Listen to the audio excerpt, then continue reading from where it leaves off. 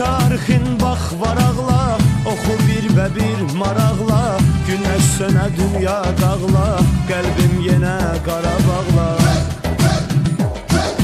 Bu millətlə, bu torpaqla, enməz üç rəngli bayraqla.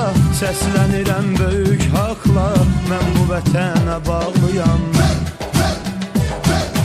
Adım mənim iftixarım, sən mənim fəxrim, vüqarım. Dədəm Qorqud yadigarım, Azərbaycan, Azərbaycan. Adım mənim iftixarım, sən mənim fəxrim, vüqarım. Dədəm Qorqud yadigarım, Azərbaycan, Azərbaycan.